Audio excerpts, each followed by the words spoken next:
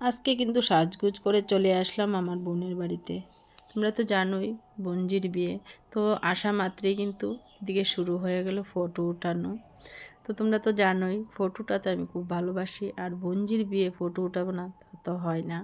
তো একজন একজন করে কিন্তু অনেকেই এখানে ফটো উঠাচ্ছে। এই ফুলের তোড়া নিয়ে কিন্তু আমরা সবাই ফটো উঠালাম, ভিডিও করলাম। কিন্তু এই ফুলের তোড়াটা কিন্তু এনেছে জামার জন্য, আমার বোনজি তারা দেবে বলে। কিন্তু সবাই কিন্তু সেই ফুলের তোড়া নিয়ে ফটো উঠালাম। আর এখানে আমার দুই দেওর, দেখো দুই দেওরকেও একটু উঠিয়ে নিলাম।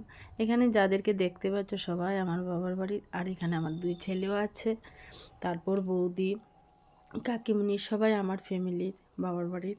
তো এখান থেকে কিন্তু আমরা চলে আসলাম খাওয়ার জন্য। দেখে লাইছি কয়া দিমু দাদা আমার যেমন তেমন বৌদি আমার মনে। জামাই আসতে দেরি হবে বলে আমরা কিন্তু খাওয়া দাওয়াটা সেরে নিলাম। ওই দিক থেকে এসে কিন্তু আমার বান্ধবী দেখলা দেওরের সাথে একটু ফটোও উঠিয়ে নিল, আর আমরা কতটুকু এদিকে মিউজিকের সাথে সাথে ডান্সও করে নিলাম। তো এই দিক থেকে ডান্স করতে করতেই শোনা গেল যে জামাই চলে আসলো। তো আমরা কিন্তু দৌড়িয়ে সবাই চলে আসলাম গেটের মধ্যে। আর এখানে যে নিয়মকানুনগুলো আছে আমার বোন সেইগুলো নিয়মকানুন করেছে।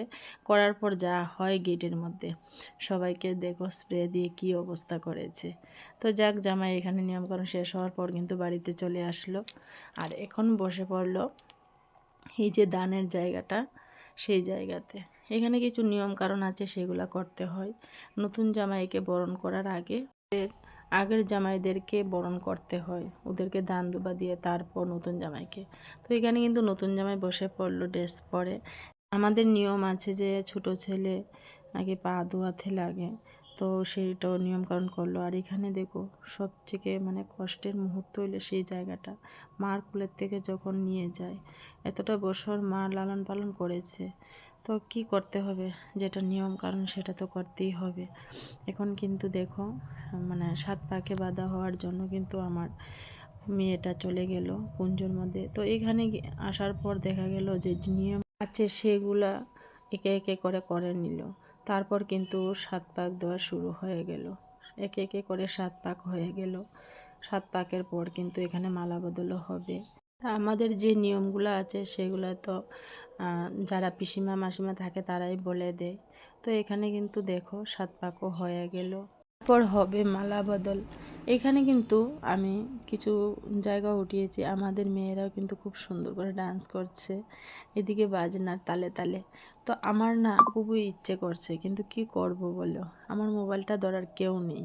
তো এখানে কিন্তু আবার মালা বদলও হয়ে যাচ্ছে। 7 পাকের পর আমাদের মালা বদল হয়, মালা বদলের পরে তারপর সিঁদুর পরানো হয়, যেটা নিয়ম যাদের। তো আমাদের এখানে কুঞ্জতেই মানে সিঁদুর পরানো হয়। বিয়ের যতটুকু নিয়ম কারণ আছে সেগুলো কিন্তু মোটামুটি কুঞ্জতেই হয়ে যায়। তারপর কুঞ্জ থেকে নেমে এদিকে দানে বসবে এখন। তো আমার মেয়েটাকে সবাই তোমরা একটু আশীর্বাদ করবা যাতে ও ভালো থাকে, আর মেয়ে জামাই যাতে খুশি খুশি আনন্দের দিনটা কাটাতে পারে। তো আমার ভিডিওটা আমি এখানেই শেষ করলাম।